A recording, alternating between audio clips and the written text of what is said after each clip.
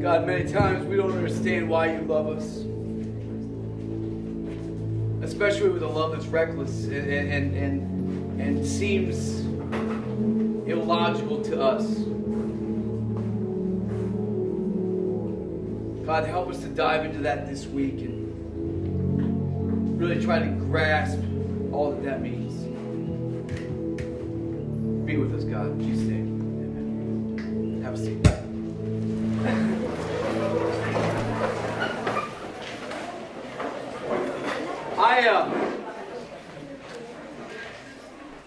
I know where I want to get to tonight, but I don't know where to start. And I always tell people you can't end unless you start, right? You can't finish something unless you start it first. And so I'm just going to jump right in. God revealed some things to me while I was worshiping over there, and we're not going to get into all that because this is the first night, and I don't want like brains to start like squeezing out your ears because it's like too much for you right now. But yeah. Have you ever felt stuck? And by that I mean this. You got an issue. Let's just pick one, right? It's something that a lot of people have been dealing with over the last 12 months, adults, children, and the like. Depression, right? Let's just throw that one out there, right? That so many people over COVID are dealing with that issue. So we're just going to use that. There's a lot of them, and I can pick a lot of them. We're just going to go with that one because it's easy. You've got depression. You know you're depressed.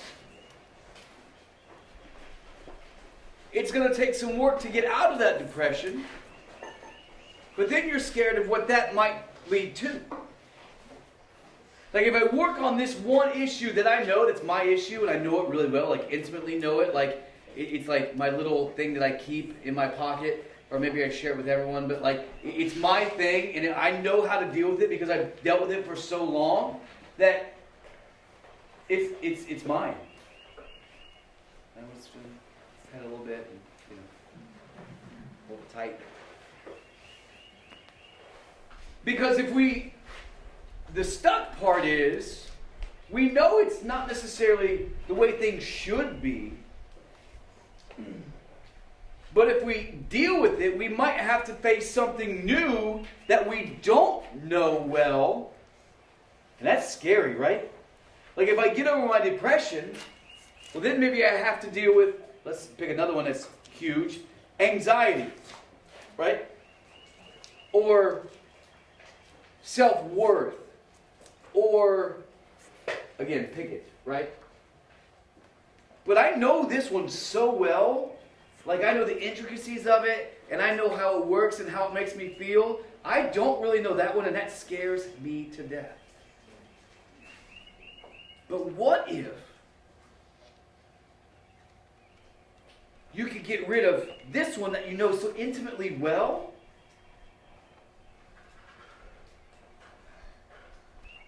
and experience peace and joy and kindness and gentleness and self-control?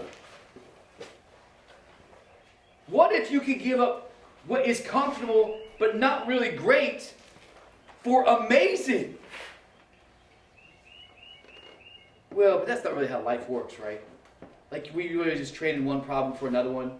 Like, we deal with the big monkey in the room, and then all of a sudden, his baby brother comes along, and he's bigger, better, and stronger, kind of like Cole and Deacon. Like, Cole's a big guy, and then Deacon comes along, it's like, holy crap, it's Thanos. Like, what's happening right now? There's a bigger, better, stronger guy coming, and I don't know how to deal with Thanos. Cole, I know, man. He's big and strong and kind of scary looking, but he's really kind of, he's kind of nice and... The Israelites, who were God's people, yeah, you are. Yeah. But you look scary, man. You're a mountain man. But the Israelites were in that same situation. Back in the day, which was a Wednesday, back in the day, Joseph, remember the guy with the coat of many colors who his brothers sold him, and then he ended up in Egypt, and then ended up saving his brothers and his family because there was a famine. Well, all of God's people came from those 12 brothers. Their dad's name was Israel, which is why they're called the Israelites, right?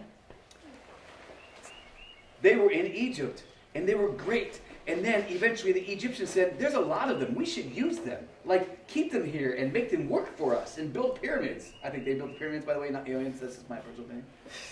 But Jesse, obviously, he's not agreeing with it. But they enslaved them for 400 years. This country's only been around for 200 and some change.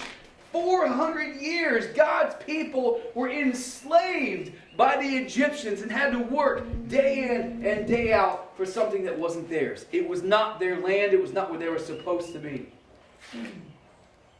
This is where God calls Moses. Now, this is one of the stories we're going to get into, so I'm not going to dive in too much to how the initial thing happened. But God says to Moses, hey, go. I'm gonna who's talking on that this week? Who's got Moses? Sean's got Moses. I think that's Friday. Or Thursday. Friday, yeah. So Friday we'll get into that. So Moses goes, and you know the 10 plagues, that whole thing, and like we're kind of experiencing that right now with like COVID and locusts and like murder hornets. Like we're right in the middle of like the 10 plagues. But seriously. But anyways, so the people are finally in Exodus chapter 13 leaving.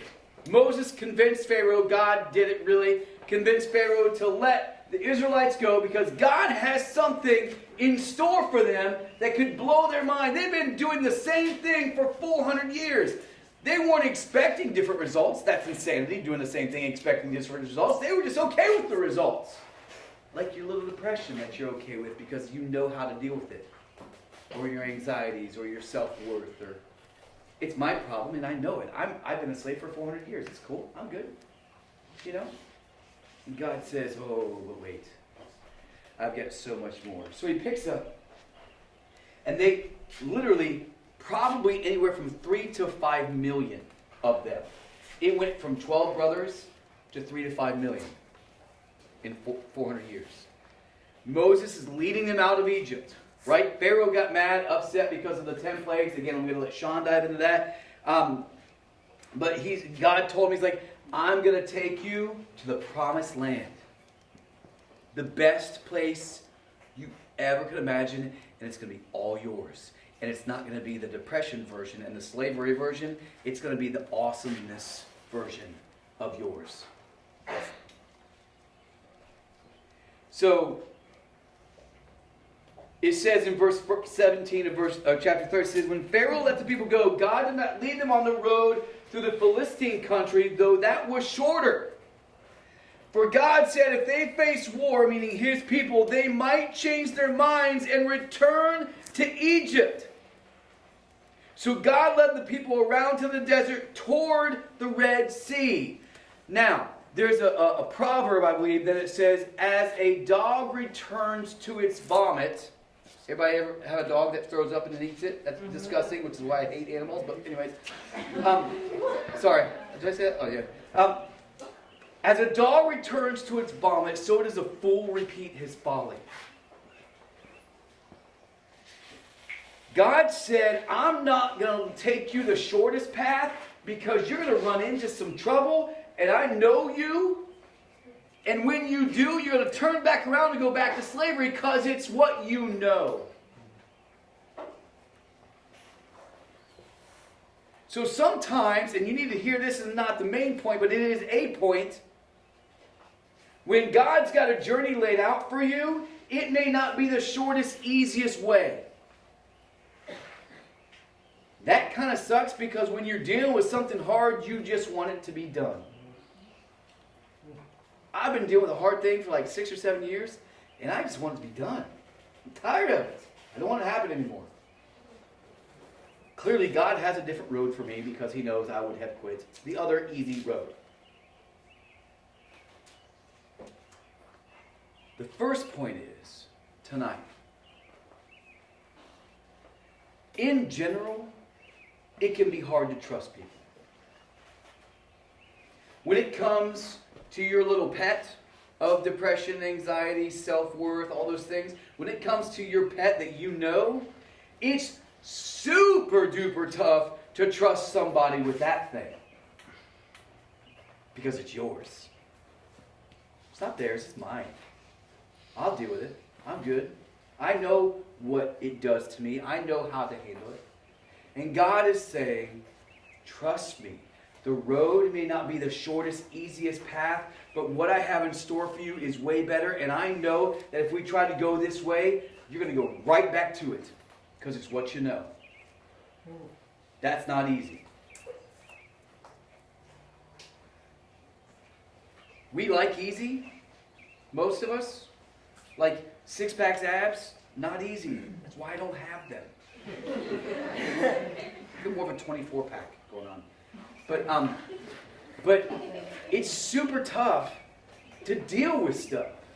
And God is saying, if you just trust me and trust the journey that I'm about to take you on, it's going to be amazing. Let's see what happens. So they get to the Red Sea. Moses took the bones of Joseph, remember that guy who took them to Egypt, or got sold to Egypt and brought his family there, with him because Joseph had made the sons of Israel swear on an oath. He had said, God will surely come to your aid, and then you must carry my bones up with you from this place. After leaving this place, it starts with an S that says Succoth. That's the name of the place. They camped in Etham at the edge of the desert. By day, the Lord went ahead of them in a pillar of a cloud to guide them on their way, and by night in a pillar of fire to give them light so that they could travel by day or night. Now, the Lord said to Moses, tell the Israelites to turn back and encamp near this other place that I can't pronounce, between this other place and the sea. They are to camp by the sea directly opposite of Baal-zephon. Pharaoh will think the Israelites are wandering around the land in confusion, hemmed in by the desert. And I will harden Pharaoh's heart, and he will pursue them. But I will gain glory for myself through Pharaoh and all his army, and the Egyptians will know. The Egyptians, not God's people. The Egyptians, the heathens that are not following God, that are worshiping false gods, will know that I am the Lord. Now, when the king of Israel or of Egypt was told that the people had fled, Pharaoh and the officials changed their minds about them and said, what have we done? We let these these slaves, the Israelites, go and have lost their services. That's one way of putting slavery. We've lost their services. So he had his chariot made ready and took his army with him. He took 600 of the best chariots along with all of the other chariots in Egypt, which is probably a lot. The Lord hardened the heart of Pharaoh, king of Egypt, so he pursued the Israelites who were marching out boldly. They took all their horses and all the king's men. And as Pharaoh approached the Israelites looked up, and there were the Egyptians marching after them. They were terrified and cried out to the Lord. They said to Moses, was it because there were no graves in Egypt that you brought us to the desert to die? Literally, they just watched the plagues happen. God leads them out of Egypt and seriously, God? I could have died at home, in my bed, but you're going to lead me out to the desert, and this is where I'm going to die? Seriously? Yep. You made me march 100 miles to die? I could have died in my bed. I'm lazy.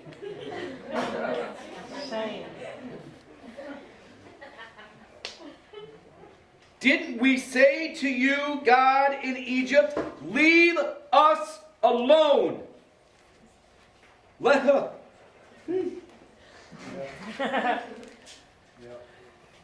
Leave us alone. You ever told God that? No. You ever got to the point where it's like, God, I'm tired of asking you. I'm tired of not getting answers. I'm tired of you not leading me the straight and easy path. Leave me alone. I'm done. Let us serve the Egyptians. It would have been better us to serve the Egyptians than to die in the desert. Moses answered the people, do not be afraid. Stand firm, and you will see the deliverance the Lord will bring you today. The Egyptians you see today, you will never see again. The Lord will fight for you. You only need to be still. They were literally scared to death. I don't know if you've ever been that way. We've got a new house. It's in the woods. The other day I walked around the corner in the kitchen. There was literally a spider so big that when I stepped on it, the legs came out both sides of my foot. Like, that's how big it was. That was pretty scared. And then that night I slept in the house by myself because my wife and kids were in Chicago. And it was dark outside and I heard lots of noises. I was thinking spiders crawling on my face. I didn't sleep well that night, but I was not scared to death. These guys were scared literally to death because they thought they were about to die. So much so, they cried out to God and said, seriously, God, this is the big plan you have for us. You brought us out here to be killed. We could have been alive being slaves and servants, but at least we knew that. At least we knew our depression. At least we knew our self-worth. At least we knew this or that. And God says, shut up and watch me. Basically, I mean, that's Ryan's version, not the NIV, but that's my version. So the next thing that happens is probably something you've heard in a VBS somewhere. He says to Moses, raise your staff and stretch out your hand over the sea to divide the water so that the Israelites can go through the sea on dry ground. It was under a sea and now it's dry. I don't know if we got 3.5 inches of rain in 3 hours last week. 10 days later, my ground is still soggy. Dry ground. I will harden the hearts of the Egyptians so that they will go in after them, and I will gain the glory through Pharaoh and all his army, through his chariots and through his horsemen. The Egyptians, again, the Egyptians will know that I am the Lord when I gain glory through Pharaoh, his chariots, and his horsemen. So basically, they chase after the Israelites out through the sea because they're like, I don't know what's going on, but we got to get them because I'm ticked off and I've got to get them back serving me in Egypt. And so I don't know how 600 or 800 or 1,000 horsemen are going to gather up 5 million people, but it's about to happen. So the 5 million people, think about 5 million people crossing the sea. Takes a little bit. Moses is standing there the whole time, arms up.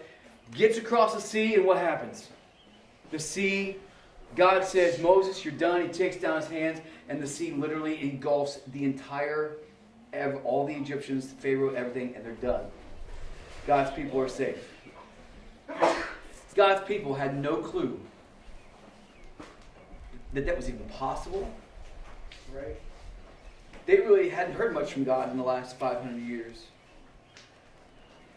And it says, but the Israelites went through the sea on dry ground with a wall of water on the right and on their left. And that day the Lord saved Israel from the hands of the Egyptians. And Israel saw the Egyptians lying dead on the shore. And when the Israelites saw the great power the Lord displayed against the Egyptians, the people feared the Lord and put their trust in him and in Moses his servant. You're going to see a lot of lessons this week about how God showed up big time and did things that were pretty freaking amazing. That were just defied logic and defied science and defied pretty much all laws of everything. And maybe you've never seen like Lake Erie just part and half of Ohio, like literally half, walk through to Canada, and then like people from Kentucky get mad and like everybody from Kentucky dying and then just like you've probably never seen that happen. You've probably never seen stuff that was happening that God has made happen, but guess what? You may think that you've never seen somebody get over depression. You may never have seen somebody get over anxiety. You may not have seen somebody who thinks so little of themselves become confident in who they are, but guess what? With God, they can. Amen. And I'm telling you, it's the only way. The only way that the Israelites escaped the Egyptians was because of God's power. And the only way you will win the battles in your life. And I'm talking battles. I'm not talking about chemistry tests. I'm not talking about driving tests. I'm not talking about, I'm talking about your battles. And I know because God told me, I'm standing right over there, that you're battling some serious stuff right now.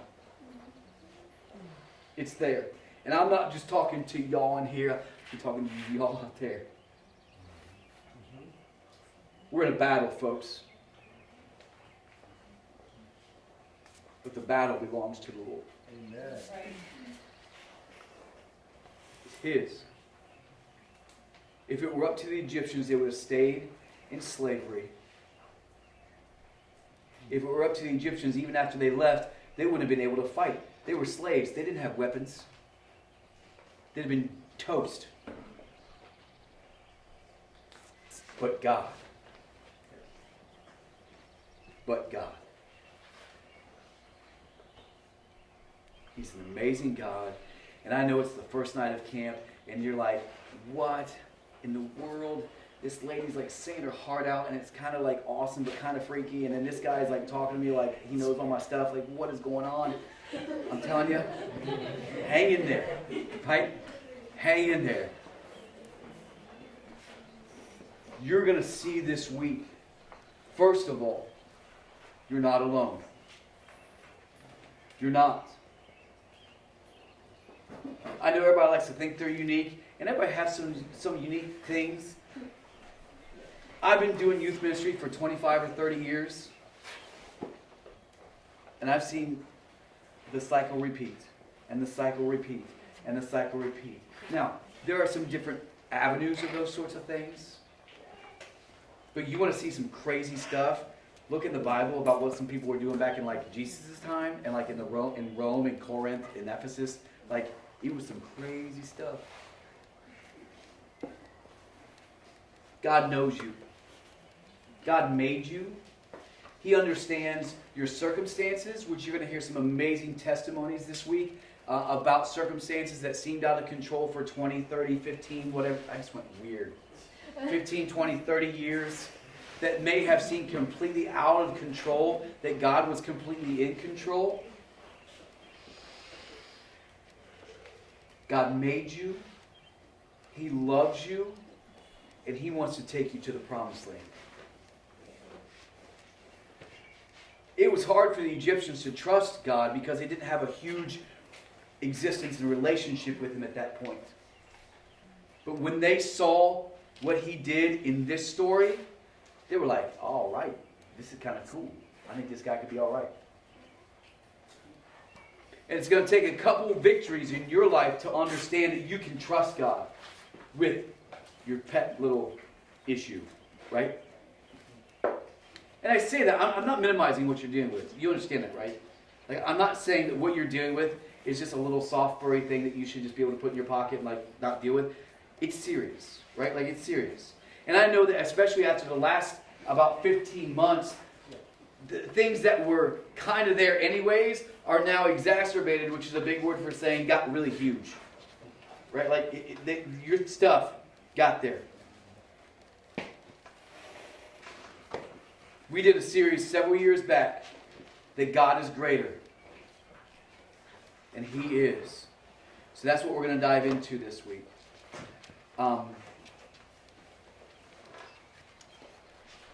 You'll see throughout the Israelite story that their issues just became different issues, and God continued to rescue them from them. And many of their issues were brought on by themselves. Ever sound familiar? Like, yeah, I messed up on that one. I've been there, right? Big time. Big time.